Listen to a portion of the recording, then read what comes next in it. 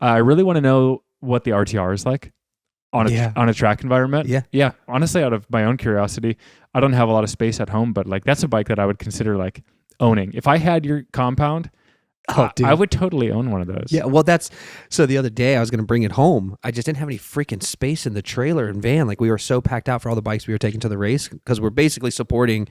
If somebody wants to ride and they either like one guy's waiting on a bike and like one, so I just brought everything so everyone had a bike to ride. Yep. And they don't have to beat their stuff up. Like beat this stuff up. Let's see how it performs. But yep. I couldn't fit the RTR in, so I was like, "Freak it, I'll just leave it."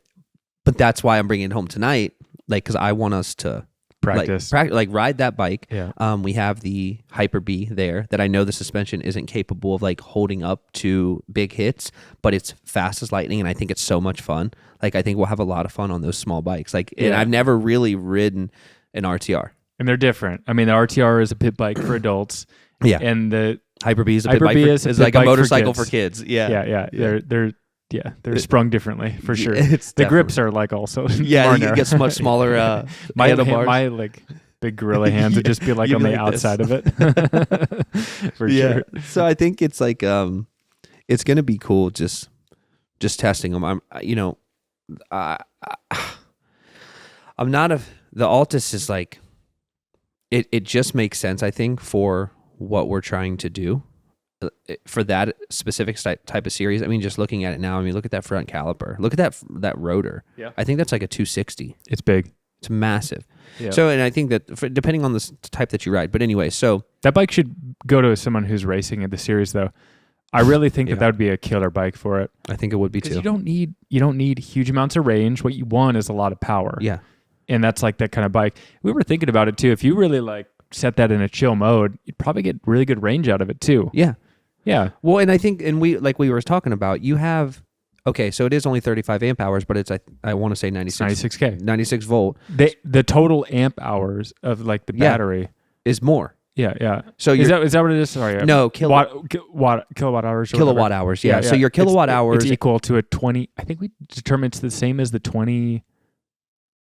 I might be confusing this with the Komodo right now. We were confusing it, but that's where we got our numbers from because Komodo has a smaller battery, but it's equivalent to the 60 amp hour 25 battery on the 25. Yeah. It's just running at a higher voltage, but it's a smaller amp hour, and that's what the Altus is. So realistically, you're probably sitting, if you were at a 72 volt system, you're still sitting at the same amount of capacity, which is the same amount of range, realistically, depending upon how hard you are on the throttle.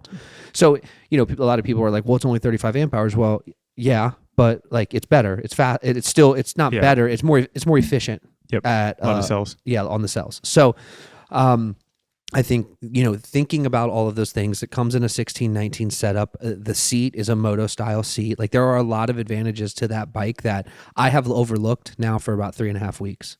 Yeah, but I think you come in with a trail perspective. I do. And now I've been riding a track so much. Yeah, you're changing what you like doing. Yeah. It's been interesting for me. I've been riding the track more because I demolished my rear KKE on my trail setup. Well, here, let's back up real quick. We can talk about that. There's a video coming out here in the next week or so. I don't know when it is. Nate was on the moto track on his 25, and he is fucking sending it. I don't even feel that way. That's funny that you say that. He is flying, hitting every single jump at like 90 miles an hour. That's what it felt like on camera. What was your frame rate? Like 24? Yeah, 24. Yeah. Like, dude, it just looked so incredibly fast. There was so much motion blur. It was just like, it was fast, but I would say, I'm going fast enough to clear the jumps. You have to go kind of fast to do that. But for me, I see it from the lens of like, I could corner a lot faster. Like I know I'm kind of like babying my way through a lot of corners. It's still fast, but it's like not what I could do. Yeah. So I know it's how everyone is. Everyone's just like more critical of themselves. I appreciate it. Yeah, it was freaking gnarly. It's fun. What I'm getting to is that I've actually had a lot of fun riding a track. Like it reminded me of what I loved about that growing up. And sometimes I think, I don't know, there's something kind of nice about just like working on technique and not feeling like you have to deal with the whole like adventure side of it. Yeah. And like making, like, because the other day when I was doing testing, it's like, well, this would be a bad place to get stranded. Like removing that from the situation and just focusing on like getting faster is pretty cool. Well, there's a lot. You learn a lot more technique on the track because you could just continuously work a section. Body positioning. Like if it's like a gnarly corner with a deep rut, like you can just hit that and then pull off and then hit that and you just keep hitting that until you're kind of getting comfortable in that. And it's also like it's just different though. And you can bring like at the track. Listen, I still prefer to ride the woods or the mountains or whatever. Like I just like that more because I have like I like doing that more when there's nothing else that I have to do. So like when I have to take a camera into the mountains or I have to take a camera into the woods to record something, like that eliminates a lot of the excitement and fun for me because like it's work first and then like I only do like a half of the ride on camera and then I'm like, okay, we're good. There's 10 miles. Put this bitch away and let's go have fun, because like I need that for myself too. For sure. So, but at the track, you got your trailer, you got your drinks, you got your snacks, you get your can go breaks. Rip it for 20 minutes. You have to take breaks because they put the little kids on or they have to water it or whatever. So you're forced to take a break. It's more social. Much more social. You meet new people. It's cool. Yeah. And also I will say that I like riding fast on trails too, but the consequences are like really high on AZ trails. Yeah. Like it's really rocky and it's really remote. And it's really easy to like crash and have big crashes. Yeah. Like the single track here, you get a lot more like smooth dirt stuff. Yeah. There's like very little of that. Yeah. And I think in AZ, right? A lot of areas that we ride anyway. Well, yeah, there's like one section and that's just leading up to the shit that's going to suck. You know what I mean? Or like shit that's going to be gnarly. Like you always have like one flowy section where you're like, man, that was so much fun. And it's right before you get into some shit. And then like we're off on this, like, I'm very interested. It's going to be interesting to get back out on those trails because I have been riding a motorcycle again for about just over a year after 10 or 15 years of not even looking at one. You've done a lot in a year on a bike, dude. A lot. And last year I remember showing up and just that first ride I didn't realize you had so little experience and I put you through like shitty rides, bro. But like it was hard. I'm and sure you were it like, was. dude, like, and you would always be like, that's not, it's just like pretty mellow. And like, I'm just interested. I know big dealed it. Like, every time. Yeah, like to the point where you're like on a trail, like, dude, I am so sorry. And I'm like, you and Cohen are like fucking 2 miles ahead. We're just like, and I'm like looping my bike out.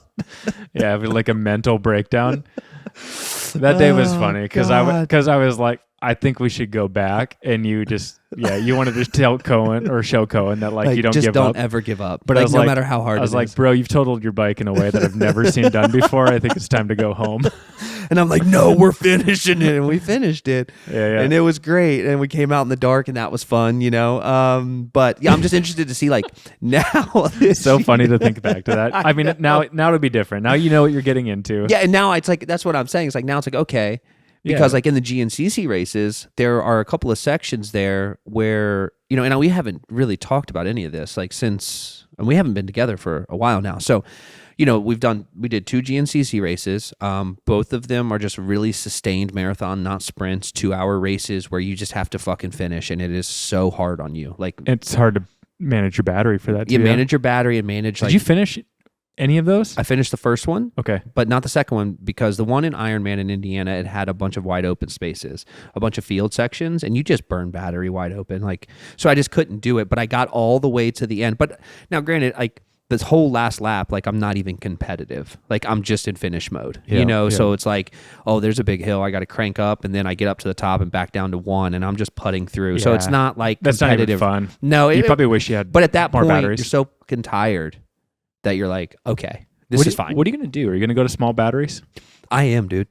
Back to like OEM? I am. Or? Well, here's the thing. On the 24, I don't know. Because like, it doesn't make sense for me to go to small batteries only for particular instances, right? So like when we do a big trail ride out in AZ, 25, 30 miles, whatever that looks like I don't give a shit. Like my battery's fine. My bike is perfect the way it is. Yeah. But when you put in a scenario of like a hare scramble that's maybe 30 or 40 miles, you have to make the determination, like, do I want to be competitive the entire time? Or am I just here to finish, just prove that I can finish, right? And also is like, do you have a crew or not? Like, do they stage the batteries for you or are you just going alone? Yeah, that's tricky. I kind of wish that But on the track, like on the 25, like it's going to be, in retrospect, It's nice to keep it light, huh? Yeah, and I wish I would have not got the trail. I know the light How do we turns turn it back off. on? Like Let's do it quick. we just have to walk. Just walk over there, Okay, hold on. and it should. I usually open the door, and it like. There you go. There you go. We're back, baby. Yeah, we're back. Okay, so one thing I want to say Yeah. is that I was at that kind of point where I was like, am I going to buy a big battery or what am I going to do?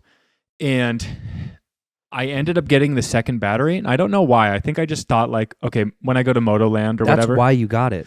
Dude, I did not know the answer though. At the time, I did not know, like, is this better? Like, should I just get like another battery or should I get like the big one? And now I'm like glad that I made the decision that I did. It's kind of weird, but like it actually worked out better that way. Like sometimes I wish I had a little bit more range, but I think I just built all of my favorite rides around the battery and I realized like, I don't really need to go farther than this. Yeah.